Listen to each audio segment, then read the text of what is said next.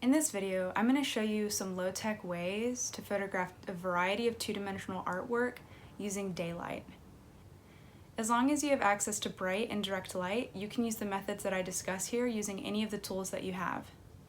I'm using an iPhone X to shoot and edit all the photos that you'll see in this video. If you want to see how to photograph your artwork when you don't have access to daylight, I have another video that you can check out that shows you how to use household lamps to light the work instead. Let's get started. Before we start setting up, first assess the qualities of the object to see how you might need to photograph it. Is it relatively flat, or does it have dimension? Do you want to crop down to the edges of the work, or will there be a border in the final image? What hanging hardware does the piece require? Is the piece heavy or delicate? How you answer questions like these will change the way that you approach photographing your work. I'm going to show you two methods. The first is laying the work flat and photographing it from above. The second is hanging work on a wall and photographing it straight on.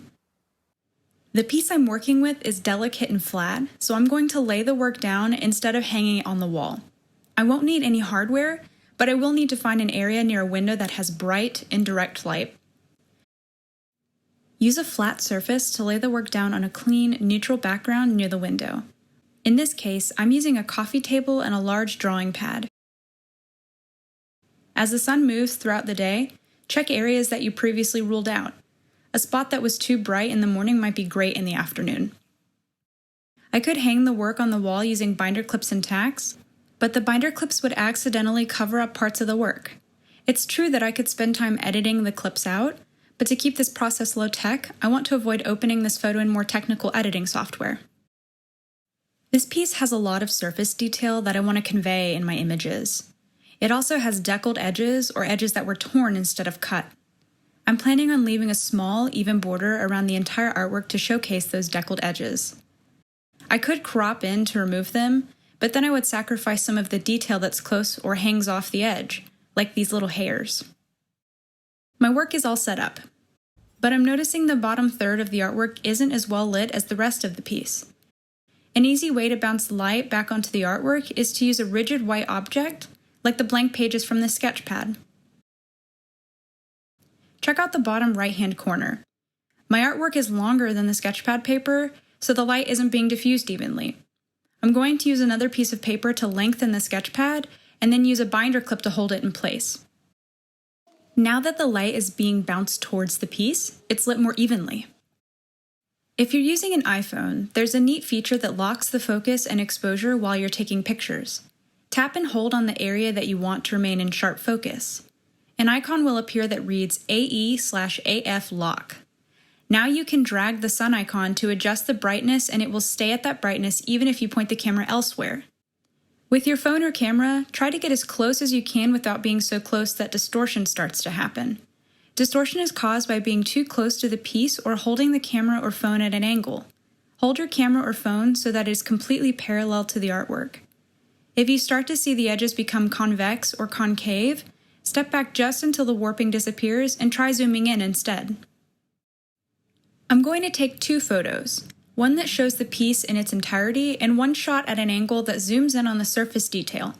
It can be a little tricky to correct distortion when you're standing above the piece. Just be patient and keep adjusting the camera or phone in your hands until it looks square. Snap the picture and now you're ready to edit. I'm using the Photos app on my iPhone to edit my images, but you should use whatever software or app you have access to. The key edits you want to make are to crop and straighten, and adjust the overall brightness, temperature, and contrast.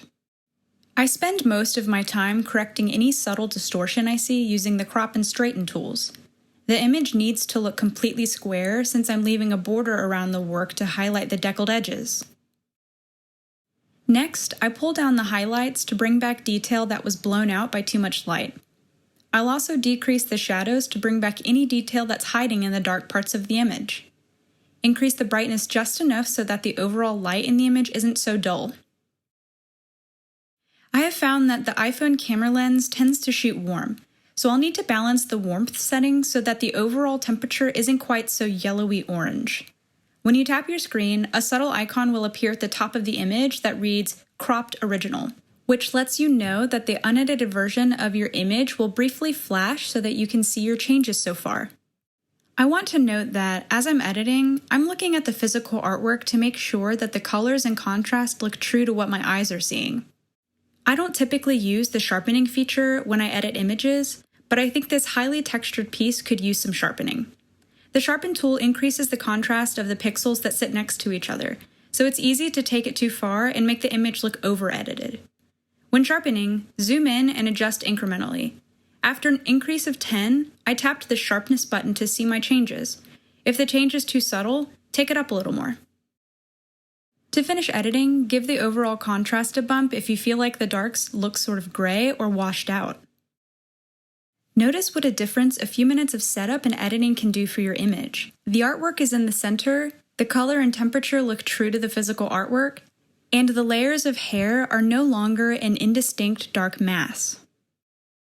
I want to show you what can happen when you zoom in too much to try to take a detail shot. For these images, my camera is perpendicular to the piece. The first image was taken while zoomed in 2.8 times, and the second was at 2.5 times. When these images are compared side by side, the 2.8 image is grainier and the quality is slightly worse than the image zoomed in 2.5 times. Be aware that small changes like this make a difference in the image quality, and zooming out a bit might make your image more legible. The edits for this detail shot are almost identical to the edits I made to the image of the full artwork since the light conditions were the same. However, I did introduce the use of the tint tool for this shot since the overall temperature of the image appeared to be too green. The edits improved the color balance, and I brought back more of the detail in the out-of-focus background areas. Let's look at the full shot and the detail shot together. It's difficult to see just how full of texture the artwork is by only seeing the full shot. When paired with the detail shot, the viewer gets a sense of how tactile the surface really is. Now for the second method.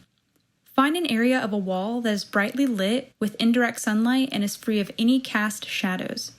If you've got paneling or textured walls like I do, try using a piece of paper for a clean background.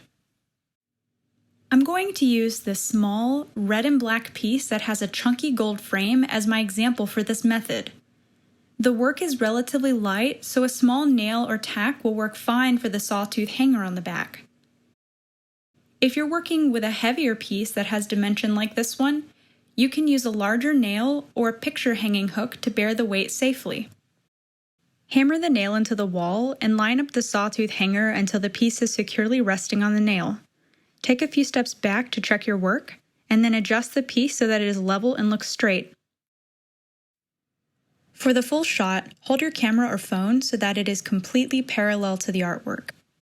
Unlike the work I photographed flat for the first method, this one has a lot of dimension that I want to capture. Align the edges of the frame with the grid function on your camera or phone to get a few shots that show the sides of the work. The frontal shot was a bit of a challenge to edit because of the shiny frame and the stark contrast between the red, white, and black. After I lowered the highlights, the saturation of the red thread looked unrealistic, so I ended up lowering the saturation. I edited this image 3 different ways to find the best combination of adjusting the brightness, contrast, warmth, and saturation. I finished up my edits by increasing the sharpness by 18 and revisited a few other adjustments as well. The before and after shots don't look much different, but it took a lot of trial and error to correct the color and maintain the contrast. Either way, it's an improvement. When I try to snag a detail shot of this piece, the phone just can't get the exposure right. The stark contrast between the bright red string, white wall, and black velvet makes it impossible to get a good shot when I stand close to the work. The solution I found? Yep, you guessed it, taking a few steps back and zooming in. These images were so well lit when I shot them that I didn't have to edit them much. I cropped and straightened, lowered the highlights and decreased the shadows, made the images less warm in temperature, and increased the sharpness by about 20. Unlike my previous edits, I ended up decreasing the brightness a bit, which ended up being the icing on the cake. Since these images will be presented together, it's important that they are consistent in appearance.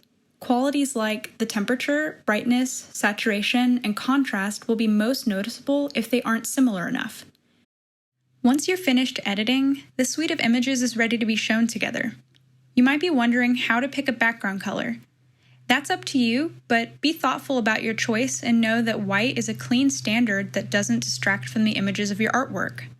Seeing the images together shares a lot of important information with the viewer that they wouldn't otherwise see if they were only shown one image of the full piece.